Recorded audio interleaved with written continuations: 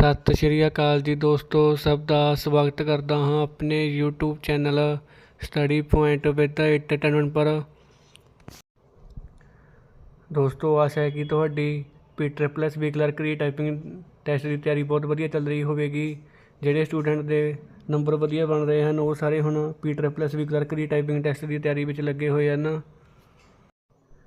ਦੋਸਤੋ, ਅੱਜ ਆਪਾਂ ਇਸੇ ਸੰਬੰਧੀ ਹੀ ਗੱਲ ਕਰਾਂਗੇ ਕਿ ਆਪਾਂ ਟਾਈਪਿੰਗ ਦੀ ਸਪੀਡ ਨੂੰ ਕਿਵੇਂ ਇਨਕਰੀਜ਼ ਕਰ ਸਕਦੇ ਹੈਗੇ। ਆਪਾਂ ਤੁਹਾਡੇ ਲਈ ਕੁਝ ਕੁ ਚੰਕ ਲੈ ਕੇ ਆਏ ਹਾਂ। ਜੇਕਰ ਤੁਸੀਂ ਉਹਨਾਂ ਦੀ ਪ੍ਰੈਕਟਿਸ ਬਾਰ-ਬਾਰ ਕਰੋਗੇ ਤਾਂ ਤੁਹਾਡੀ ਸਪੀਡ ਆਟੋਮੈਟਿਕ ਹੀ ਵੱਧ ਜਾਵੇਗੀ। ਦੋਸਤੋ, ਸਭ ਤੋਂ ਪਹਿਲਾਂ ਜੇਕਰ ਤੁਸੀਂ ਚੈਨਲ ਉੱਪਰ ਫਸਟ ਵਾਰ ਵਿਜ਼ਿਟ ਕਰ ਰਹੇ ਹੋ ਤਾਂ ਪੰਜਾਬ ਦੇ ਪੇਪਰਾਂ ਦੀ ਅਪਡੇਟ ਲੈਣ ਲਈ ਅਤੇ ਪੰਜਾਬ ਦੇ ਪੇਪਰਾਂ ਦੀ ਤਿਆਰੀ ਕਰਨ ਲਈ ਚੈਨਲ ਨੂੰ ਸਬਸਕ੍ਰਾਈਬ ਕਰ ਲਵੋ ਅਤੇ ਬੈਲ ਆਈਕਨ ਔਨ ਕਰ ਲਵੋ ਤਾਂ ਕਿ ਸਾਡੀਆਂ ਵੀਡੀਓ ਤੁਹਾਡੇ ਤੱਕ ਸਮੇਂ ਅਨੁਸਾਰ ਪਹੁੰਚਦੀਆਂ ਰਹਿਣ। ਦੋਸਤੋ, ਸਭ ਤੋਂ ਪਹਿਲਾਂ ਆਪਾਂ ਗੱਲ ਕਰਦੇ ਹਾਂ ਇੰਗਲਿਸ਼ ਟਾਈਪਿੰਗ ਦੀ। ਦੋਸਤੋ, ਸਭ ਤੋਂ ਪਹਿਲਾਂ ਤੁਸੀਂ ABC ਦੀ ਪ੍ਰੈਕਟਿਸ ਕਰਨੀ ਹੈ। ਪਹਿਲਾਂ ABC ਸਿੱਧੀ ਦੀ ਪ੍ਰੈਕਟਿਸ ਕਰਨੀ ਹੈ, ਫਿਰ ਉਸ ਨੂੰ ਉਲਟੀ ਲਿਖਣੀ ਹੈ। Z ਤੋਂ ਲੈ ਕੇ ਉਲਟੀ ਲਿਖਣੀ ਹੈ। ਤੁਸੀਂ ਘੱਟੋ ਘੱਟ ਦਿਨ 'ਚ 7-8 ਵਾਰੀ ਇੱਦਾਂ ਜ਼ਰੂਰ ਲਿਖਣਾ, ਤੁਹਾਡੀ ਸਪੀਡ ਇਨਕਰੀਜ਼ ਹੋ ਜਾਵੇਗੀ।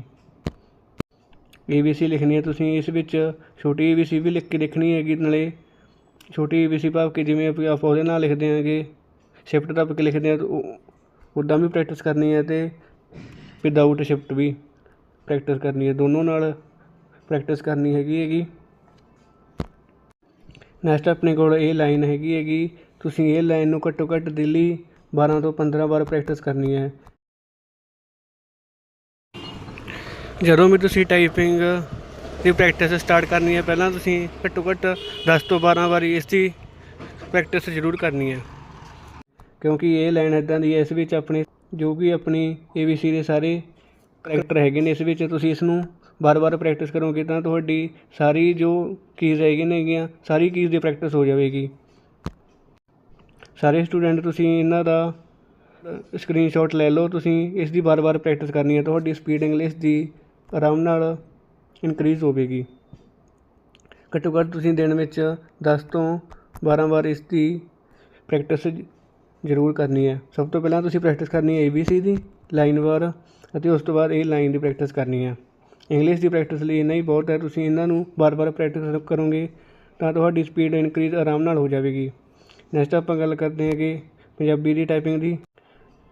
ਪੰਜਾਬੀ ਦੀ ਟਾਈਪਿੰਗ ਵੀ ਆਪਾਂ ਸੇਮ ਹੀ ਕਰਾਂਗੇ। ਸਭ ਤੋਂ ਪਹਿਲਾਂ ਆਪਾਂ ਊੜਾ ਆੜਾ ਲਿਖਾਂਗੇ, ਲਾਈਨ ਵਾਈਜ਼ ਸਾਰੇ ਅੱਖਰ ਲਿਖਾਂਗੇ। ਪਹਿਲਾਂ ਆਪਾਂ ਸਿੱਧੇ ਲਿਖਾਂਗੇ, ਫਿਰ ਉਸ ਤੋਂ ਬਾਅਦ ਆਪਾਂ ਪੁੱਠੇ ਲਿਖਾਂਗੇ।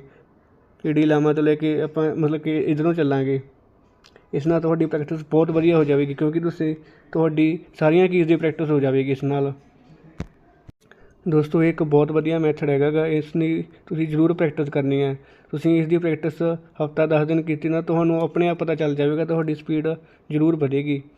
ਘੱਟੋ ਘੱਟ ਤੁਸੀਂ ਦਿਨ 'ਚ 10 ਤੋਂ 12 ਵਾਰ ਇਸ ਦੀ ਪ੍ਰੈਕਟਿਸ ਜ਼ਰੂਰ ਕਰਨੀ। ਮਤਲਬ ਕਿ ਜਦੋਂ ਤੁਸੀਂ ਸਟਾਰਟਿੰਗ ਕਰਦੇ ਹੋ ਟਾਈਪਿੰਗ ਦੀ, ਪਹਿਲਾਂ ਤੁਸੀਂ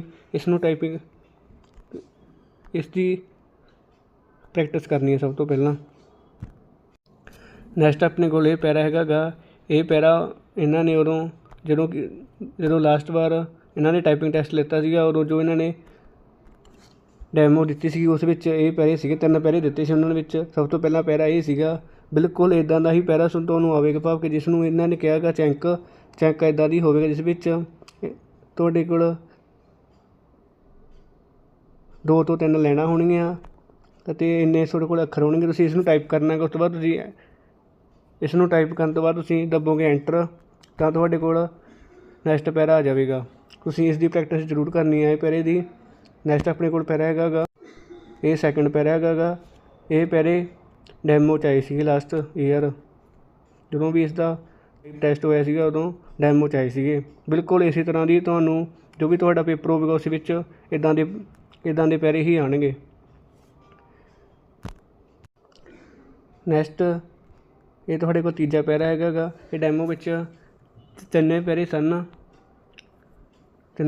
ਤੁਸੀਂ ਇਹਨਾਂ ਦੀ ਪ੍ਰੈਕਟਿਸ ਜ਼ਰੂਰ ਕਰਨੀ ਹੈਗੀ। ਬਿਲਕੁਲ ਇੱਦਾਂ ਦੇ ਹੀ ਪੈਰੇ ਤੁਹਾਨੂੰ ਤੁਹਾਡੇ ਪੇਪਰ ਵਿੱਚ ਵੀ ਆਉਣਗੇ। ਅਤੇ ਦੋਸਤੋ, ਸਭ ਤੋਂ ਇੰਪੋਰਟੈਂਟ ਗੱਲ ਹੈਗੀ ਹੈ, ਤੁਸੀਂ ਹੁਣ ਜਿੰਨੀ ਪ੍ਰੈਕਟਿਸ ਕਰ ਸਕਦੇ ਹੋ ਉਨੀ ਪ੍ਰੈਕਟਿਸ ਕਰੋ,